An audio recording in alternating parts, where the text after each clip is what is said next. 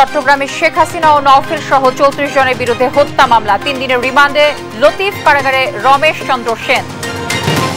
অন্তর্বর্তী সরকারের মূল কাজ নির্বাচন ব্যবস্থা, বিচার বিভাগ, গণমাধ্যম ও অর্থনীতির সংস্কার, সাউথ গ্লোবাল সামিটে ডক্টর ইউনূস। আন্দোলনে আহতদের চিকিৎসা খরচ বহন করবে রাষ্ট্র, জানালেন সমন্বয়করা। 90 দিনের মধ্যে সমস্যা সমাধানের অঙ্গীকার। শেখ হাসিনাকে দেশে ফিরিয়ে এনে বিচারের দাবি বিএনপির। প্রভু নয়, বাংলাদেশের জনগণের বন্ধু হতে ভারতের প্রতি আহ্বান। এবং পিলখানা হত্যাকাণ্ডের জন্য দায়ী শেখ হাসিনা, শেখ সেলিম ও তাপস, অভিযোগ শহীদ পরিবারের সদস্যদের। দ্রুত বিচার দাবি। দর্শক, সংবাদ সন্ধ্যায় শুনছিলেন একেএসটিএমটি বার সংবাদ শিরোনামগুলো। সঙ্গে রয়েছে আমি তানজিয়া জুথি। এবার চট্টগ্রামে সাবেক প্রধানমন্ত্রী শেখ হাসিনা ও সাবেক শিক্ষামন্ত্রী মহিবুল হাসান চৌধুরী নওফেল সহ 34 জনের বিরুদ্ধে হত্যা মামলা হয়েছে। এছাড়া 40 থেকে 50 জনকে অজ্ঞাত আসামি করা হয়।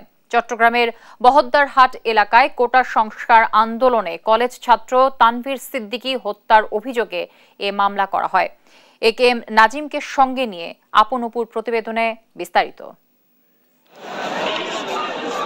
গেল 18 জুলাই বিকেলে চট্টগ্রামে শাটডাউন কর্মসূচি পালন করে বৈষম্য বিরোধী ছাত্র আন্দোলন। বহদ্দারহাট কাঁচাবাজার এলাকায় অবস্থান কর্মসূচিতে হামলা ও গুলি চালায় আওয়ামী লীগ নেতাকর্মীরা। গুলিবিদ্ধ হয় এইচএসসি পরীক্ষার্থী তানভীর সহ অনেকে। পরে চট্টগ্রাম মেডিকেল কলেজ হাসপাতালে নিয়ে গেলে তানভীরকে মৃত ঘোষণা করেন চিকিৎসক। এ ঘটনায় সাবেক প্রধানমন্ত্রী শেখ হাসিনা ও সাবেক শিক্ষামন্ত্রী মহিবুল হাসান চৌধুরী নওফেল সহ 34 জনের বিরুদ্ধে হত্যা মামলা হয়েছে চান্দগাঁও থানায়। শনিবার দুপুরে মামলাটি করেন নিহতের চাচা মোহাম্মদ পারভেজ। আসামি করা হয় ওয়ার্ড কাউন্সিলর এসরারুল হক এসরার, শৈবাল দাস সুমন ও নুরুল আজিম রনিকেও। অজ্ঞাত আরও 40-50 জন। এজাহারে উল্লেখ করা হয়, শেখ হাসিনা ও নওফেলের নির্দেশেই পরিকল্পিতভাবে ঘটানো হয় হত্যাকাণ্ড। ওই দিনের ঘটনায় গুলিবিদ্ধ হয়ে মারা যায় চট্টগ্রাম বিশ্ববিদ্যালয়ের ছাত্র হৃদয়চন্দ্র তরুয়া ও পথচারী সাইমনও। এ নিয়ে শনিবার দুপুর পর্যন্ত শেখ হাসিনার বিরুদ্ধে 6টি মামলা হয়েছে। এর মধ্যে 5টি খুন ও 1টি অপহরণ মামলা। তবে তানভীর হত্যা মামলাটি চট্টগ্রামে তার বিরুদ্ধে করা প্রথম মামলা। আপন অপু, নিউজ ডেস্ক, দেশ টিভি। চট্টগ্রাম বন্দর এলাকার সাবেক সংসদ সদস্য এম এ লতিফকে 3 দিনের রিমান্ডে পাঠিয়েছেন আদালত। শনিবার সকালে তাকে চট্টগ্রাম মেট্রোপলিটন ম্যাজিস্ট্রেট আদালতে হাজির করা হয়। আন্দোলনকারীদের ওপর হামলা ও গুলির বিষয়ে জিজ্ঞাসাবাদের জন্য 8 দিনের রিমান্ড আবেদন করে পুলিশ। পরে বিচারক জুয়েলদের আদালত 3 দিনের রিমান্ড মঞ্জুর করেন। এর আগে সকালে সহিংসতার মামলায় লতিফকে বায়জিৎ থানা এলাকা থেকে গ্রেফতার করা হয়। মামলার এজাহারে বলা হয়, গেল 4 অগস্ট চট্টগ্রাম নিউ মার্কেট চত্বরে বৈষম্য বিরোধী ছাত্র আন্দোলনকারীদের উপর তার নেতৃত্বে হামলা ও গুলি ছোড়া হয়। বিজ্ঞ আদালত রিমান্ড আমাদের বিস্তারিত আলোচনার পরে রিমান্ড মঞ্জুর করছেন 3 দিন, এবং সেখানে সুনির্দিষ্ট করে বলা হয়েছে, অর্থাৎ যদি মহামান্য হাইকোর্টের রিমান্ড বিষয়ক যদি কোনো রুলিং আছে, সেই রুলিংয়ের যদি কোনো নীতি অমান্য করে এবং তাকে রিমান্ডে নেওয়ার আগে মেডিকেল চেকআপ এবং রিমান্ডের পরে মেডিকেল চেকআপ দুটোটার এভিডেন্স দেওয়ার পরে যদি কোনো ধরনের যদি রিমান্ডে তাকে টর্চার করা হয়, কোনো ধরনের তাকে যদি আঘাত করা হয়, এরকম যদি প্রমাণিত হয়, সেই আইনের বিরুদ্ধে কী করা হবে, তার বিরুদ্ধে অ্যাকশন নেওয়া হবে, লিগ্যাল অ্যাকশন নেওয়া হবে। আমার আদালত সেটা সুনির্দিষ্ট করে বলে দিয়েছেন। সাবেক পানি সম্পদ মন্ত্রী ও ঠাকুরগাঁও 1 আসনের আওয়ামী লীগের সাবেক সংসদ সদস্য রমেশ চন্দ্র সেনকে কারাগারে পাঠিয়েছেন আদালত। বিকেলে তাকে তোলা হয় জুডিশিয়াল ম্যাজিস্ট্রেট আদালতে। বিচারক রাজীব কুমার তাকে কারাগারে পাঠানোর আদেশ দেন। এর আগে বিস্ফোরক দ্রব্য নিয়ন্ত্রণ আইনের মামলায় তাকে শুক্রবার রাত 10:30টার দিকে সদর উপজেলার রুহিয়া এলাকার বাড়ি থেকে গ্রেফতার করে পুলিশ। শেখ হাসিনা সরকারের পতনের পর তিনি সেখানেই ছিলেন। রমেশ চন্দ্র সেন আওয়ামী লীগের উপদেষ্টা পদে আছেন।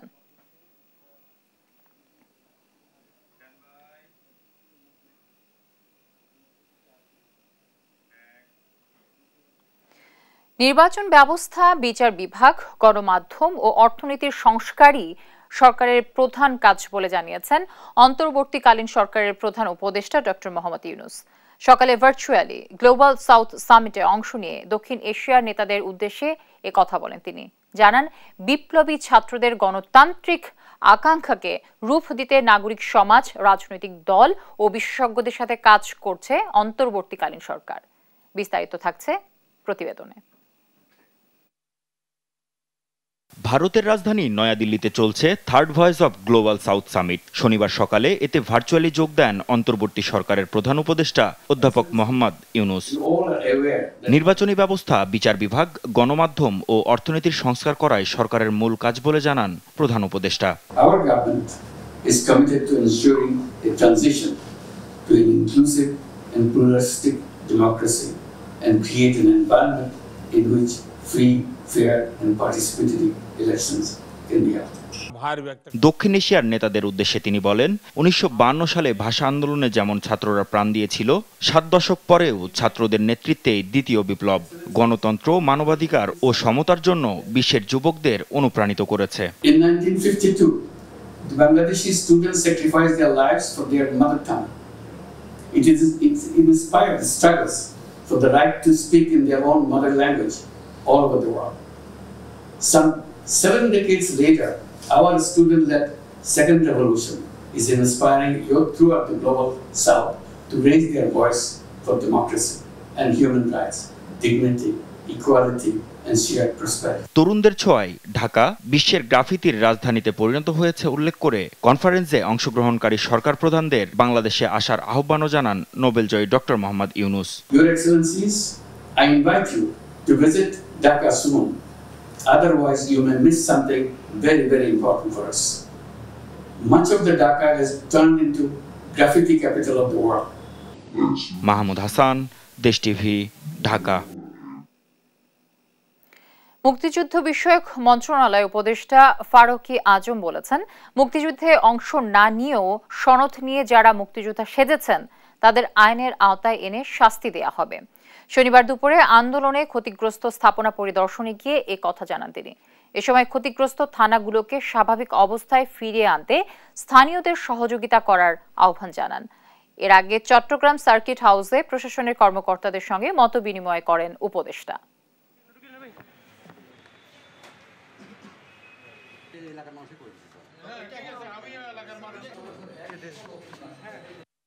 মুক্তিযোদ্ধা নানান আঙ্গিকে হয়েছে, নানানভাবে হয়েছে, সেই সমস্তগুলোকে আমরা যাচাই বাছাই করে যাদেরকে সত্যিকার পাবো তারা থাকবে, আর যাদেরকে পাবো না তারা চলে যেতে হবে।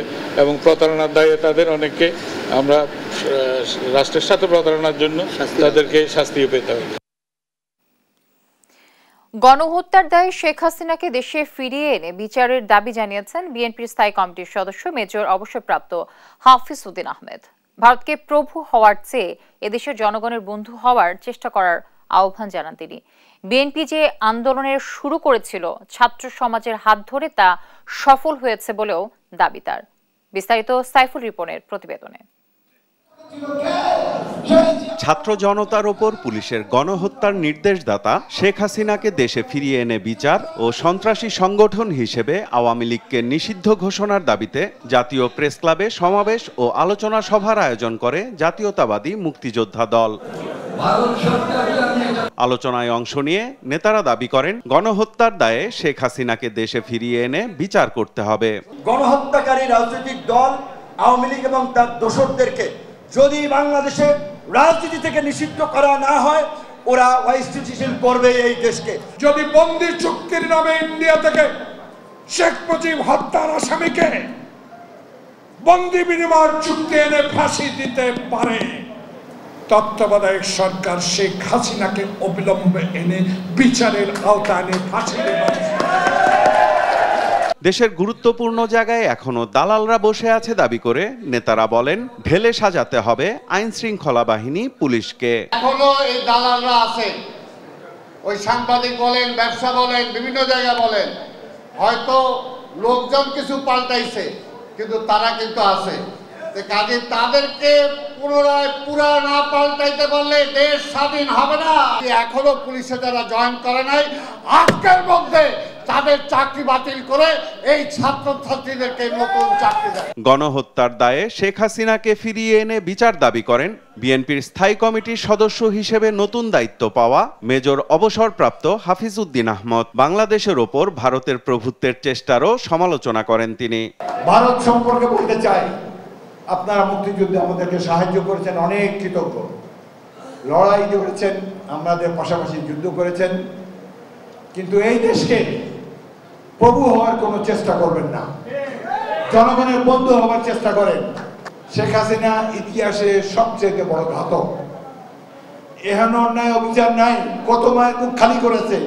আমরা এই সভা থেকে দাবি করবো তাকে বাংলাদেশে ফিরিয়ে এনে বিচার করতে হবে। এই আন্দোলন শুরু করেছে বিএনপি, জীবন দিয়েছে বিএনপি, কিন্তু একে সাফল্যের দ্বার প্রান্তে নিয়ে সফল করেছে এই লড়াকু ছাত্র সমাজ, পেশাজীবী, তাদেরকে আমরা গভীর শ্রদ্ধা জানাই। এদিকে রাজধানীর ডিআরইউতে আলাদা এক সভায় ষড়যন্ত্রকারীদের বিষয়ে সজাগ থাকার আহ্বান জানান বিএনপির স্থায়ী কমিটির সদস্য হিসেবে নতুন দায়িত্ব পাওয়া আরেক নেতা ডাক্তার এজেডএম জাহিদ হোসেন। আপনাদের সজাগ থাকতে হবে, এইরকম সুযোগ সন্ধানী স্বার্থান্বেষীরা যাতে কোনো অবস্থাতেই জাতীয়তাবাদী শক্তির গায়ে কালিমা লেপন করার কোনো সুযোগ না পায়। অন্তর্বর্তীকালীন সরকারকে সব ধরনের সহযোগিতা অব্যাহত রাখলেও দ্রুত নির্বাচনের ব্যবস্থার দাবিও জানান ডাক্তার জাহিদ। সাইফুল রিপন, দেশ টিভি, ঢাকা।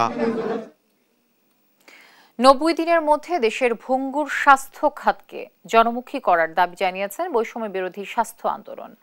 তাদের দাবির প্রতি আস্থা রেখে নির্ধারিত সময়ের মধ্যেই সমস্যা সমাধানের আশ্বাস দিয়েছেন অধিদপ্তরের অতিরিক্ত মহাপরিচালক। বিকেলে কুর্মিটোলা হাসপাতালে আহতদের দেখে ফেরার পথে এসব কথা জানান তারা। এর আগে সকালে ঢাকা মেডিকেলে আহতদের দেখতে যান সমন্বয়করা। মাইনুদ্দিন আরিফ ও আলিমুজ্জামান সাফওয়ানকে সঙ্গে নিয়ে বিস্তারিত জানাচ্ছেন নাফিয়া ফারজানা। 90 দিনের মধ্যে দেশের ভঙ্গুর স্বাস্থ্য খাতকে জনমুখী করার দাবি জানিয়েছে বৈষম্য বিরোধী ছাত্র আন্দোলন। বিকেলে কুর্মিটোলা হাসপাতালে আহতদের পরিদর্শন শেষে তারা এই দাবি জানান। এ সময় শিক্ষার্থীরা অভিযোগ করেন, আন্দোলনে হতাহতদের যেসব হাসপাতাল চিকিৎসা দেওয়ার নামে নৈরাজ্য লুটপাট করেছে সেসব ফেরত দেওয়ার পাশাপাশি তাদের বিরুদ্ধে ব্যবস্থা নিতে হবে। স্বাস্থ্য অধিদপ্তর কিংবা স্বাস্থ্য মন্ত্রণালয় থেকে আমাদের একটি গুরুত্বপূর্ণ দাবি বা চাওয়া, সেখান থেকে যেন যতটুকু রোগী সেখানে থাকা সম্ভব ওইটুকু রেখে বাকিদের প্রপার ট্রিটমেন্টের জন্য প্রাইভেট হসপিটালগুলোতে রাষ্ট্রীয় খরচে পাঠানো হয়। স্বৈরতান্ত্রিক যে প্রবণতা সেটি যদি না থাকে তাহলে 90 দিনের মধ্যে এই স্বাস্থ্য খাতকে ওনারা জনমুখী স্বাস্থ্য খাত হিসেবে আমাদেরকে উপহার দিতে পারবেন। এ সময় ছাত্রদের দাবির প্রতি আস্থা রেখে নির্ধারিত সময়ের মধ্যেই স্বাস্থ্য খাতের সমস্যা সমাধান করার কথা জানান স্বাস্থ্য অধিদপ্তরের অতিরিক্ত মহাপরিচালক। আপনাদের পরীক্ষা নিরীক্ষা করতে যদি তারা নিগ্রহের শিকার হয়, ব্লাড ব্যাংকে যদি নিগ্রহের শিকার হয়, তাহলে ছাত্র জনতা কিন্তু আপনাদের উপরে কোনোভাবে ছেড়ে দিবে না। সুতরাং আপনারা আপনাদের অবস্থান থেকে প্রত্যেক পরিচালক স্ব অবস্থানে তার দায়িত্ব যথাযথভাবে পালন করেন। এদিকে শনিবার সকালে ঢাকা মেডিকেল কলেজ হাসপাতালে স্বাস্থ্য অধিদপ্তরের সঙ্গে বৈষম্য বিরোধী ছাত্র আন্দোলনের সমন্বয়কদের বৈঠক হয়। এ সময় সমন্বয়করা জানান, আহতদের সুচিকিৎসায় দেশের সব সরকারি হাসপাতালে আলাদা স্পেশালাইজড ডেডিকেটেড কেয়ার ইউনিট তৈরি করার সিদ্ধান্ত নেওয়া হয়েছে। যত সরকারি হসপিটাল রয়েছে শুধুমাত্র এই গণঅভ্যুত্থানে আহতদের জন্য বিশেষভাবে স্পেশালাইজড ডেডিকেটেড একটা ইউনিট করে দেওয়া হবে এবং এই ডেডিকেটেড ইউনিটে শুধুমাত্র তাদের জন্য সম্পূর্ণ ফ্রিতে কিন্তু চিকিৎসা থাকবে। পরে শনিবার দুপুরে আহতদের দেখতে ঢাকা মেডিকেলে যান অন্তর্বর্তী সরকারের মৎস্য ও প্রাণী সম্পদ উপদেষ্টা ফরিদা আক্তার। ঢাকা মেডিকেল কলেজ সর্বোচ্চ সার্ভিস দিচ্ছে, কিন্তু সেখানেও একটু যে কম আছে সেটার জন্য ওরা চেষ্টা করছে যে যেমন বার্ন ইউনিটের সাথে মিলে যদি ক্যাজুয়ালিটিকে মেলানো যায় তাহলে কিন্তু তারা অনেক কিছু করতে পারবে। আহত ছাত্র জনতাদের জন্য বিনামূল্যে চিকিৎসা সেবা দেয়া হচ্ছে বলে জানান ঢাকা মেডিকেলের পরিচালক। ছাত্র এবং অন্যান্য পেশার যারাই আছে সবাইকে বিনামূল্যে চিকিৎসা দিচ্ছে। নাফিয়া ফারজানা, দেশ টিভি, ঢাকা। আপনারা দেখছেন সংবাদ সন্ধ্যা। দেশের আইনশৃঙ্খলা পরিস্থিতি স্বাভাবিক হয়ে আসায় রেলে বেড়েছে যাত্রী, তবে দূরপাল্লার বাসে এখনও আশানুরূপ যাত্রী না পাওয়ার কথা জানান কাউন্টার কর্মীরা। যাত্রীরা জানান, আতঙ্ক কমে আসায় সড়ক পথে নির্ভয়ে যাতায়াত করছেন তারা। শিউরি রায়ের রিপোর্ট। ছাত্র জনতার আন্দোলনে 5ই আগস্ট পতন ঘটে শেখ হাসিনা সরকারের। প্রায় মাস জুড়ে অস্থিরতা কাটিয়ে স্বাভাবিক হতে থাকে সড়ক ও রেল যোগাযোগ। শনিবার কমলাপুর রেল স্টেশন ঘুরে দেখা যায় চিরচেনা রূপে ফিরেছে স্টেশনটি। বাড়ছে যাত্রী সমাগম। টিকিট কালোবাজারি না থাকায় কোনো ভোগান্তি ছাড়াই টিকিট পান বিভিন্ন রুটের যাত্রীরা। প্ল্যাটফর্ম থেকে নির্দিষ্ট সময়ের মধ্যে ছেড়ে যায় বিভিন্ন গন্তব্যের অন্তর্নগর ও লোকাল ট্রেন। রেল চলাচল স্বাভাবিক হওয়ায় স্বস্তি যাত্রীদের কণ্ঠে। কোনো রকম হয়রানি হতে হয় না, আমি আসার সঙ্গে সঙ্গে টিকিট পাইছি। আজকে যে ট্রেনে আমি জার্নি করতেছি, ট্রেন টাইম টু টাইম আসছে। এর তুলনায় বর্তমানের পরিস্থিতি খুব ভালো। যাত্রী সাধারণের চাপ ব্যাপকভাবে রক্ষা করা যাচ্ছে, আর আমাদের শতভাগ টিকিটই বিক্রি হচ্ছে। তো আশা করছি আগামী 2-1 দিনের মধ্যে আমাদের পরিস্থিতি পুরোপুরি স্বাভাবিক হয়ে যাবে। তবে বিপরীত চিত্র সড়কের পথে। সায়দাবাদের বাস স্ট্যান্ডে গিয়ে মিলে এর সত্যতা। দূরপাল্লার বাসে কয়েকদিনের তুলনায় যাত্রী কিছুটা বাড়লেও আশানুরূপ নয় বলছেন বাস শ্রমিকরা। আগের তুলনায় এখন যাত্রী তো বেশি যাইতেছে, ভালো যাচ্ছে, আর আগে তো অনেক লস হয়েছে, এখন পোষাইতেছে। যাত্রী মোটামুটি 3-4 দিন বন্ধের কারণে ভালো পাচ্ছি। যাত্রীর চাপ মোটামুটি বেড়েছে, তবে স্বাভাবিক আর একটু স্বাভাবিক হলে আরো যাত্রীর চাপ বাড়বে আমরা আশা করি। আতঙ্ক কাটায় সড়ক পথে নির্বিঘ্নে যাত্রার কথা জানান যাত্রীরা। দূরপাল্লার বাসগুলো এখন স্বাভাবিকভাবে যাচ্ছে। আমাদের ভিতরে আতঙ্কটা কাজ করছিল, এখন যেহেতু সবকিছু স্বাভাবিক হচ্ছে ধীরে ধীরে, আমরা আমাদের মধ্যেও স্বস্তি চলে আসছে। সড়ক, রেল ও নৌপথে যাত্রা স্বাভাবিক হবে আশা সাধারণের। শিউলি রায়, দেশ টিভি, ঢাকা। নিয়মিত বেতন, বোনাস, সরকারি সুযোগ সুবিধা ও চাকরি স্থায়ী ও রাজস্বের আওতায় নেয়ার দাবিতে প্রধান উপদেষ্টা ডক্টর মোহাম্মদ ইউনূসের কার্যালয় যমুনার সামনে বিক্ষোভ সমাবেশ করেছে বাংলাদেশ আউটসোর্সিং কর্মচারী কল্যাণ পরিষদ। এর আগে সকাল থেকে শাহবাগে অবস্থান নিয়ে বিক্ষোভ করে তারা। আলিমুজ্জামান সাফনের রিপোর্ট।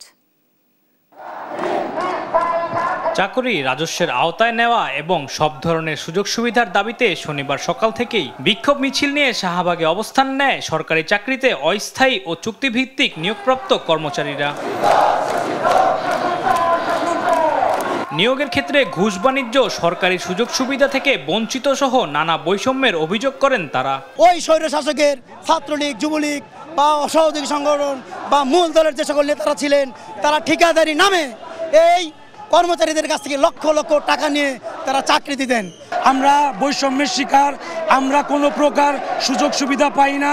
আমাদের দাবি একটাই, আমাদের রাজস্ব খাতে হস্তান্তর করা হোক। 2 লাখ, 3 লাখ, 4 লাখ টাকা করে নিয়ে আমাদের একজন বের করে দিত, আরেকজনকে চাকরিতে নিত। নিয়মিত বেতন ও উৎসব ভাতা ছাড়া বছরের পর বছর কাজ করার কথাও জানান ভুক্তভোগীরা। আমরা যখনই বেতন চাইতে যাই আমাদের স্যারদের কাছে, তখন তারা বলে তোমরা তো আমাদের লোক না। তোমরা কাদের লোক? তোমরা হলো ওই কোম্পানির লোক। এখন আমরা কোম্পানির কাছে যেতে চাইলে বলে চাকরি করলে করো, না করলে লাথি দিয়ে বের করে দেব। মন্ত্রী মিনিস্ট্রি যারা যে বাজারে বাজার করে, আমরা কিন্তু সেই বাজারেই বাজার করি। এই যে 18,600 টাকা দিয়ে কি করে আমরা পরিজন নিয়ে আমরা চলতে পারি? বাচ্চা কাচ্চা যখন জিজ্ঞেস করে বাবা ঈদগুলো পাইছো, সকল আমরা কি বলি? বাবা পাইছি, মানে আমাদের ভাষা নাই আর বলার জন্য ফ্যামিলির কাছে। পরে শাহবাগ থেকে মিছিল নিয়ে অন্তর্বর্তীকালীন সরকারের প্রধান উপদেষ্টা ডক্টর মোহাম্মদ ইউনূসের কার্যালয়ের সামনে অবস্থান নেয় কর্মচারীরা। এ সময় স্লোগানে মুখর করে তোলে পুরো এলাকা। আলিমুজ্জামান সাফওয়ান, দেশ টিভি, ঢাকা। দেখছেন সংবাদ সন্ধ্যা। 2009 সালে পিলখানায় পরিকল্পিতভাবে 57 জন সেনা কর্মকর্তাকে হত্যা করা হয় বলে দাবি করেছেন তাদের স্বজনরা। পরিবারগুলোর অভিযোগ, একটি প্রতিবেশী রাষ্ট্রের সঙ্গে ষড়যন্ত্র করে সেনা অফিসারদের হত্যা করেন সাবেক প্রধানমন্ত্রী শেখ হাসিনা। পিলখানা হত্যাকাণ্ড নিয়ে এখনও অনেক তথ্য প্রকাশ হয়নি জানিয়ে স্বতন্ত্র তদন্ত কমিশন গঠন করতে অন্তর্বর্তী সরকারের কাছে দাবিও জানান তারা। বিস্তারিত মাইনুদ্দিন আরিফের প্রতিবেদনে থাকছে।